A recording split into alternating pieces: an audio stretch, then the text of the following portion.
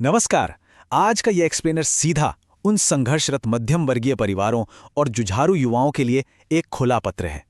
एक ऐसा open letter जिनके सपने नेशनल टेस्टिंग एजेंसी यानी एनटीए की व्यवस्थागत विफलताओं की वजह से बार बार चकनाचूर हो रहे हैं। जो जानकारी आज हम डिकोड कर रहे हैं ना, वो कोई आम बात नहीं है। ये सिर्फ एक परीक्षा रद्द होने की बात नहीं है। ये पूरे सिस्टम के फेल होने की खौफनाक कहानी है, जो हमारे देश के सबसे होनहार छात्रों के भविष्य पर एक बहुत बड़ा सवालिया निशान लगाती है। जरा इस बात की गहराई को समझिए।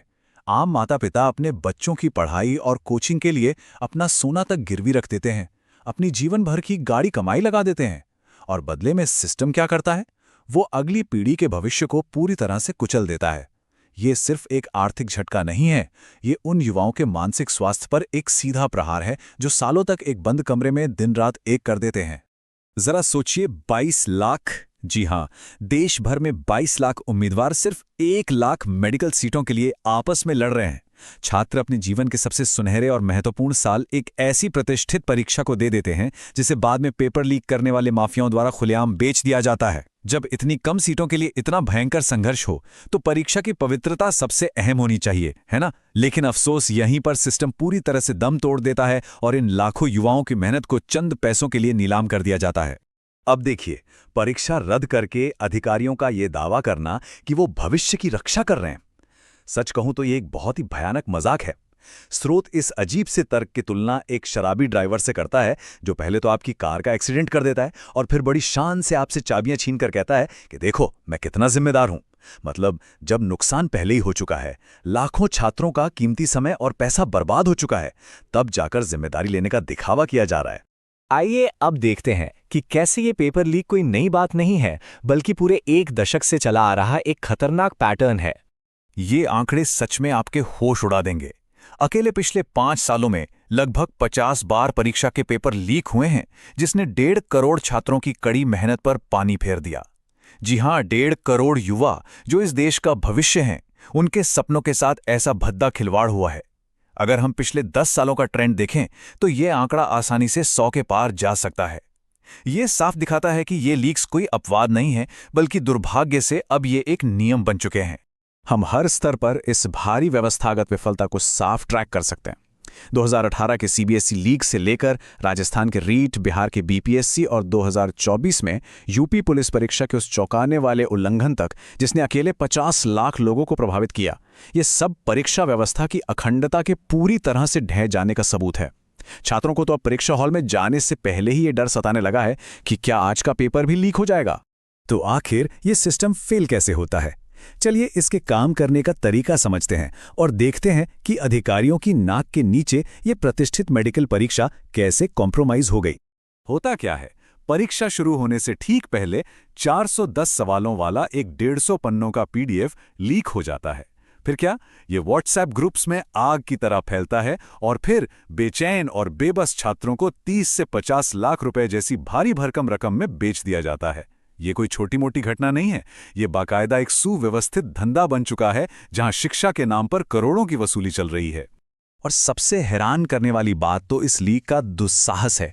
ये कोई छोटे मोटे हिंट्स या गेस पेपर नहीं थे, ये पूरे टेस्ट की एकदम सटीक कॉपी थी। यहां तक कि सवालों का सीक्वेंस यानी क्रम तक नहीं बदला गया था। बायोलॉजी के पूरे 90 सवाल और केमिस्ट्री के 40 से ज्यादा सवाल बिल्कुल हूबहू थे। ये इस बात का पक्का सबूत है कि ये रिसाव निचले स्तर पर नहीं, बल्कि सिस्टम में बहुत ऊपर से हुआ है। देखिए, राधाकृष्णन समिति ने सुरक्षा के लिए कई हाईटेक उपाय सुझाए थे, जैसे जीपीएस इनेबल ट्रैकिंग, छात्रों का बायोमेट्रिक वेरिफिकेशन और सेंटर्स पर ढेर सारे सीसीटीवी कैमरे। लेकिन इन सब के बावजूद पेपर लीक हो गए। इसका सीधा सा मतलब यह है कि भ्रष्टाचार पदानुक्रम में सबसे ऊपर बैठा है।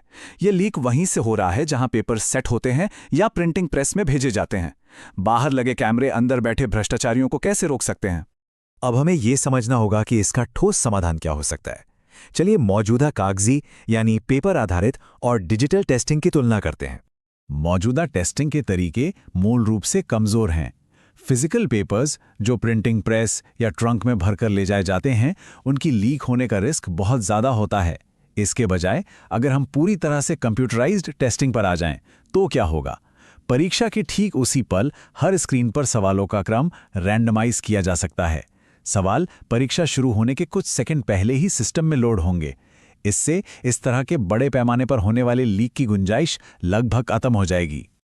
और अब आते हैं सबसे गंभीर और जरूरी मुद्दे पर, इन सब के लिए सख्त जवाबदेही तय करने का समय।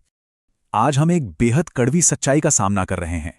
हमारा सिस्टम शांतिपूर्ण तरीके से अपने हक की मांग करने वाले बेकसूर छात्रों पर तो पुलिस के डंडे बरसाता है, लेकिन असली तबाही मचाने वाले वो मास्टरमाइंड्स जो इन युवाओं का भविष्य बर्बाद कर रहे हैं, वो खुलेआम आजाद घूमते हैं। ये दोहरा मापदंड बिल्कुल बर्दाश्त के बाहर है। यही वजह है कि ऐसे अपराधियों के लिए एक बेहद सख्त और सार्वजनिक सजा की मांग उठ रही है। तर्क ये है कि इन लोगों को चुपचाप जेल में डाल देना काफी नहीं है। जब तक इन्हें सार्वजनिक रूप से इसके गंभीर परिणामों का सामना नहीं करना पड़ेगा, तब तक ये छात्रों की जिंदगी को ऐसे ही कोलैटरल डैमेज समझते रहेंगे। समाज में एक इतना कड़ा संदेश जाना चाहिए कि कोई भी भविष्य में इन युवाओं के सपनों से खेलने की हिम्मत ना कर सके।